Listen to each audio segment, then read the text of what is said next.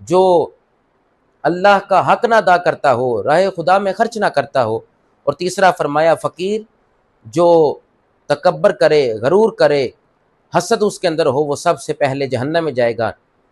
حضور کی بارگاہ میں عرض کیا گیا، آپ ارشاد فرمائیں کہ بہترین اعمال کون سے رکھ کے سمجھتے ہیں ہم نے بہترین کام کر لیا؟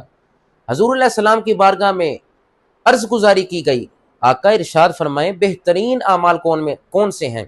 فرمایا وقت پر نماز پڑھنا، یہ سب سے بہترین عمل ہے۔ اور دوسرا فرمایا والدین سے حسن سلوک کرنا، اے میرے غلاموں یہ بہترین عمل ہے۔ اور تیسرا فرمایا جہاد فی سبیل اللہ، اللہ کے راستے میں لڑنا، جہاد کرنا، قتال کرنا، یہ سب سے بہتر عمل ہے۔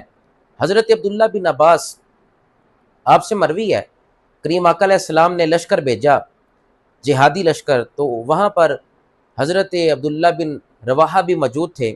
سرکار نے ان کو بھیجا، آپ تو جمعہ ادا کر رہے ہیں سرکار کے پیچھے۔ سرکار نے جب دیکھا تو فرمایا جہادی لشکر میں نہیں گئے عبداللہ بن رواحہ کے ساتھ؟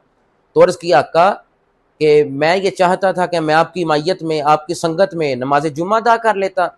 تو سرکار نے کیا ارشاد فرمایا، اے عبداللہ بن عباس سن، روئے زمین کی ساری دولت بھی اگر تو خرچ کر دے تو وہ جو جہادی لشکر صبح کو روانہ ہوا ہے نا، اس کی فضیلت کو تو ہرگز نہیں پا سکے گا۔ تو یہ لشکر کے ساتھ جانا، جہاد کرنا، یہ مستحسن عمل ہے۔ جہاد بالسیف بھی ہے، جہاد بالقلب بھی ہے۔